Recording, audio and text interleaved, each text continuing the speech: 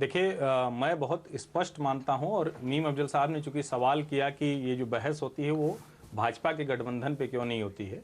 मैं basic difference बताता हूं, शायद इससे समझ में आएगा कि मैं क्या कहना चाह रहा हूं। भारतीय जनता पार्टी चुनाव लड़ रही है कि 270 के आसपास कहीं हम आए, कुछ सीटें कम पड़ जाएगी तो गठबंधन के लोग हैं, अकाली दल और शिवसेना जैसे लोग हैं जो उनके साथ हैं, शिवसेना के साथ उनकी खटपट चलती है और वो विधानसभा चुनाव से साफ है, लेकिन उसके बाद भी दोनों बाहर जाने की, अलग होने की हिम्मत नहीं कर पा रहे हैं। उसमें जो रोल है वो राष्ट्रीय पार्टी के हिसाब से बड़े के लिहाज से उनके पास है, इसलिए सारी स्ट्रेटेजी वो लीड करते हैं।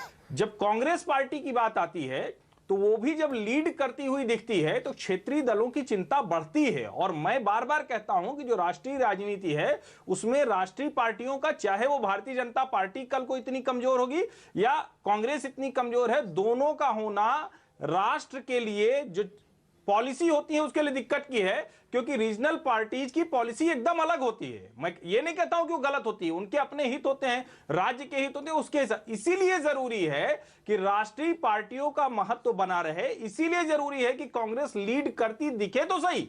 और आप ये मान लीजिए कि अगर ये दोनों लड़के नहीं लड़े होते और कांग्रेस अकेले भी यूपी विधानसभा लड़ी होती तो भी इतनी सीटें पा जाती जितनी सीटें अभी उसके पास है। तो मेरा बहुत साफ मानना है कि कांग्रेस को नेशनल पार्टी की तरह लड़ना होगा चुनाव। अगर वो नेशनल पार्टी की तरह नहीं लड़ेंगे तो उन्हें पीछे ही रहना पड़ेगा, तब निश्चित तौर पर अगुवाई किसके पास होगी ये पता नहीं चलेगा। जी।